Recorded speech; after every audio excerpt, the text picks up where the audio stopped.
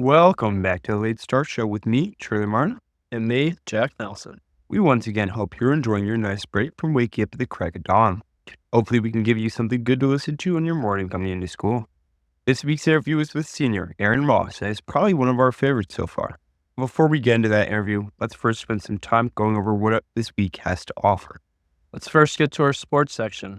With soccer, the team dropped their game last week against Walsh Jesuit 6-0, and then traveled to North Ridgeville on Saturday to tie them 3-3, which leads them to an overall record of 7-4-2. They're currently ranked 35th in Ohio. As this is recorded the morning of Tuesday, we'll play Archbishop Hoban at 5 p.m. Hopefully the team picks up a must-need win against them and catapults their season into a Saturday game against Western Reserve Attack. Let's now get into some of the biggest news around school. This past week, we had a great assembly from alumni Eric Myers, class of 94, who's co-founder, chairman, and CEO of the Elijah Rock Foundation, and also co-founder and CEO of MindSync, a company focused on clinical trial recruitment strategies through event-based engagement in underserved populations. Mr. Myers talked to us about continually striving to connect with a sense of purpose in one's work. Additionally, this past Friday, U.S. reached a school record of over $3,300 in the memory of Rudy Page, U.S. class of 26, by his mentors and friends. Friday's fundraiser supported the Fibrofighters Foundation, a patient-centric advocacy and educational organization dedicated to helping patients and caregivers affected by fibrolamellar carcinoma, a form of liver cancer. Next, looking at our week's senior speeches, we had excellent speeches from Tristan Jackson and Philip Colvin, and look forward next week to speeches from Andrew Beck and Andrew Voinovich. Well, guys, that's enough about us for this week. Coming up soon is an interview from soccer and baseball captain, senior Aaron Moss. He sat down with us to talk about his experience as a multi-sport athlete, his leadership roles, and his recent commitment to play baseball at Kenyon College. All right, let's jump into it. Aaron Moss, up next.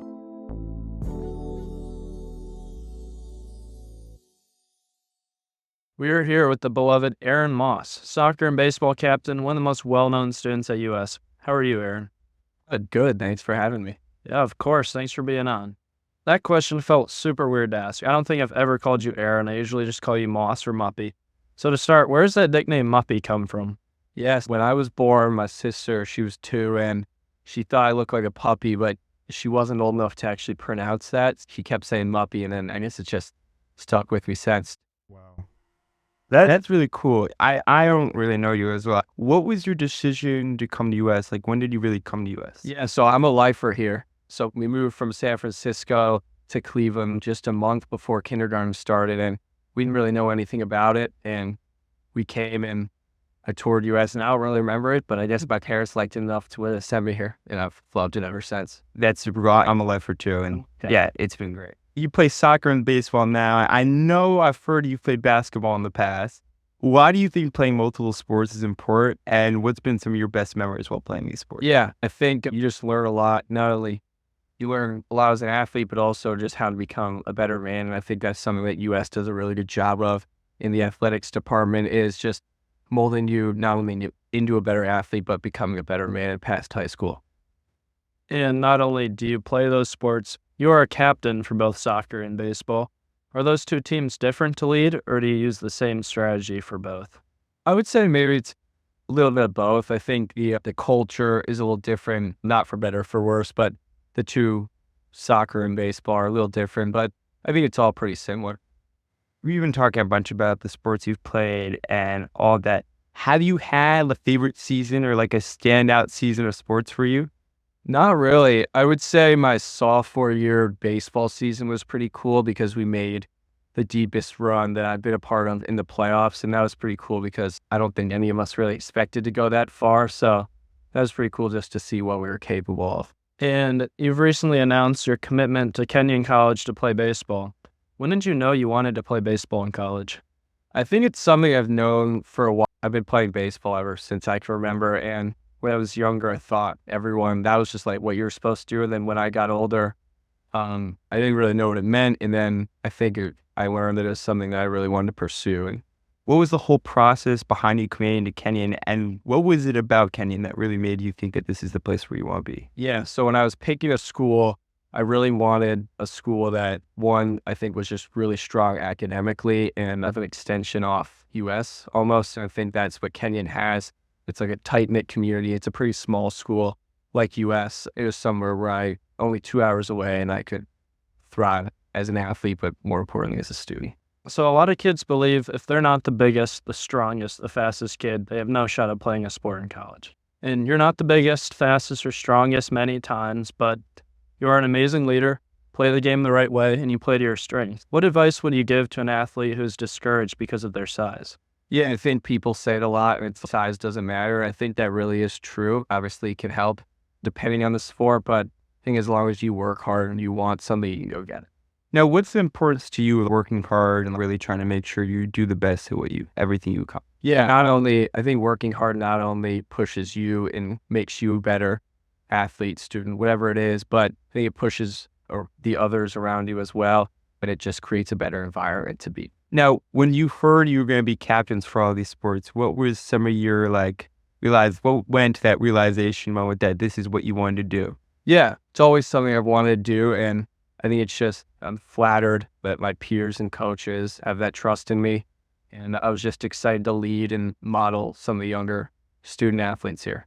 What are some of those values you try to, like when you say, all right, I have this team, I'm the captain, what are some of the values you try to use to lead that team? Yeah, I think I'm pretty vocal, so I think just being a vocal leader, and especially in the off season, making sure it's known like what we need to do to accomplish what we want, whether that's like baseball in the weight room, on the field, captain's practices, whatever it is, and we all come together and we can accomplish what we want.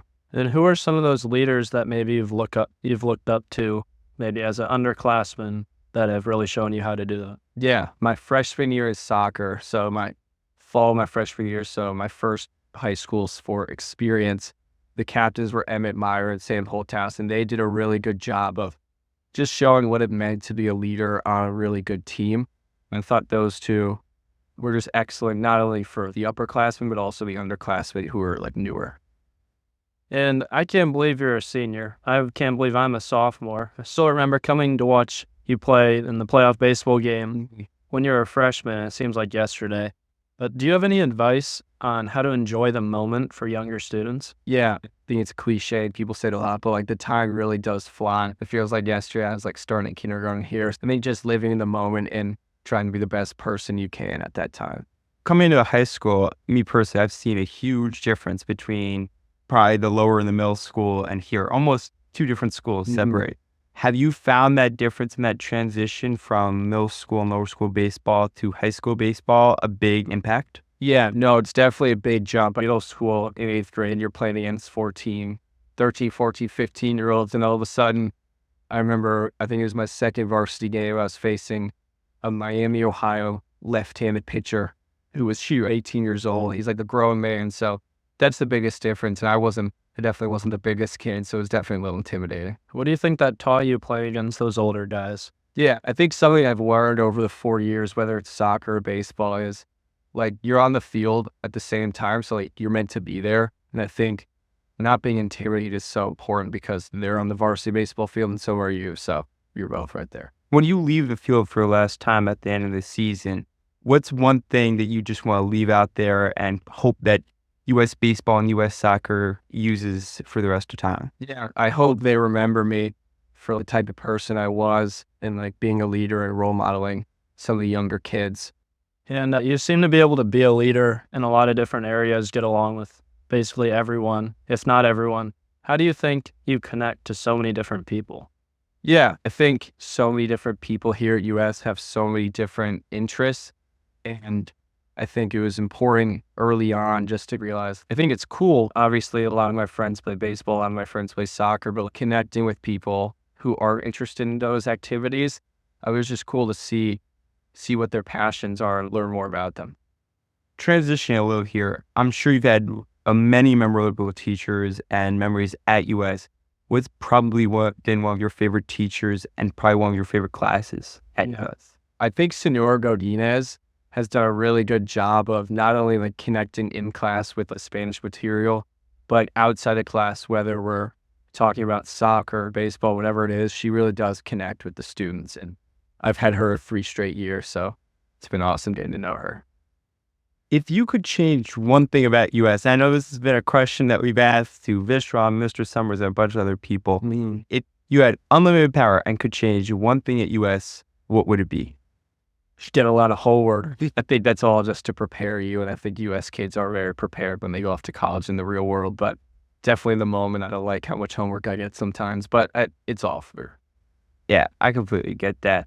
Had you hoped that there would be changes in the athletic department of US? Any changes in there? Because I know there's been some talk about maybe we could focus a little bit more on athletics as a school. Do you honestly believe that's the way US should go, or do you think maybe US could become more of an athletic school? Yeah, I think U.S. as a school, its goal is obviously to be one of the best academic high schools in Ohio. And I think there are other schools in this area that maybe don't take as much pride in that, but maybe more in the athletics. So I think U.S. is very tailored to a certain type of kid. It's a kid that wants to play sports at a high level, and a lot of the teams here compete on the state level every year. But it's also a kid who wants to thrive in the classroom. And that's one thing that's really cool is even though we focus on academics, we're still able to compete with those bigger schools who focus more on athletics. Do you have one club or activity that you've been involved with, maybe not sports, but one extracurricular that you've enjoyed? Yeah, I think Maroon Key, like touring, whether it's like a kid shadowing or like an adult, I think that's helped me a lot learn how to talk to adults. I remember doing it freshman year, and it's intimidating at first, but as you do it more and more, it becomes easier and easier to talk to adults who are strangers at the time. Now, have you had a teacher or a specific adult that's really mentored you throughout your 4 years and you really think has had a huge influence on your life? Yeah, my sponsor, Mr. Bonds, has done a really good job, and especially when I came to U.S. or to high school in 9th grade, just showing what I need to do to be successful. He's guided me throughout, and that's helped me a lot. Now, I know you're part petite. Do you find a lot of pride in being petite? It was better in the lower school. I remember, I think it was 4th or 5th or 6th grade. We won the House Cup like 3 years in a row. It's gone down. We're definitely not, with Founders Day especially, we're an easy team to beat for sure. You're a part of One Love. What's your favorite part about being a part of that organization? Yeah, I think being in an all-boys school, I've been at one my whole life, and a lot of kids have been at public schools and co-ed schools, but just learning, I guess, how to interact more and be a better man, because I think it just stems from U.S. wanting you to be a better man when you leave this place. Have you ever wished that you went to a co-ed school? I don't think so. I mean, I've never wanted to leave U.S., so it hasn't really been one of my thoughts, but yeah. I think it keeps a lot of the drama away. I agree. I think one of the things that I've always thought was really interesting about you is I honestly know you more for baseball than soccer. Do you have a favorite sport between the two? I would say it's one of those things where in soccer season, I'd say I like soccer more. And by the end of it, I want to get into baseball. And same thing with baseball. During baseball season, I don't want to play soccer, but by the end of it, it gets a little tiring. But I think baseball, if I were to pick one, it'd definitely be baseball. Have you been on club teams? Honestly, I don't play baseball, so I don't really know any of it. Have you been on club teams, and have you had coaches that really stood out to you for being a great role model? Yeah, again, like when we moved here, we didn't really know much about travel baseball, especially in Cleveland. And I've been with a few organizations, but I think Coach Rob was the head coach here, and now I play for Ohio Elite, and he runs the high school ages there. He's just done a really good job at making sure we compete at a high level every summer and helping us get to where we want. And baseball is a game of failure. So how have you learned from your failure in baseball and kept the love for the game? Yeah, I think it's something as you mature, you just realize you're not going to get a hit every at bat. You're not going to strike everyone out. And learning that it's a game of failure is helped out on the baseball field, but it's really a life lesson, like learning how to fail. Have you ever had a moment, like when you have moments where you're down, when you have a bunch of homework like you're talking about in baseball, it's getting hard, what is the thing that just keeps you going? What is, I think we talk about this, Jack talked about this a lot. What is your why? Yeah, I think a big thing for me was like buying into the U.S. I don't know who I've talked to who's alone in the school that says anything bad about it. And I think just learning that like what they do here really does prepare you, and they're doing what they do for a reason. In your senior year, how do you want to be remembered? After graduation, you leave, go off to college. How do you want people here to remember you? Yeah, I just want to be remembered as a guy, like you said, who I like to get along with everyone and a leader. And I just want to show the underclassmen like how to be successful here at US. One special thing about US, I think, is that the underclassmen and the upperclassmen can have a relationship and be friends, unlike maybe some other schools where the seniors, the upperclassmen, think that the underclassmen are not as good as them or they push them away. You've been one of the people that's put me under your wing and helped me with that. What do you think the importance of the upperclassmen leading the underclassmen is? Yeah, I think that just goes to show how strong the US community is. The upperclassmen want to help the underclassmen succeed, whether that's in the first couple of weeks learning how to manage their time or it's on the sports field. I think everyone here is willing to help you get to where you want. All right, I think that's it. It's been great having you on the show. Glad I could get to know you better also. And thank you so much for taking the time out of your day to tell us more about yourself. To our listeners, thank you so much for tuning in. And we hope you join us next Wednesday for another episode of The Wade Start Show. Thank you, Aaron.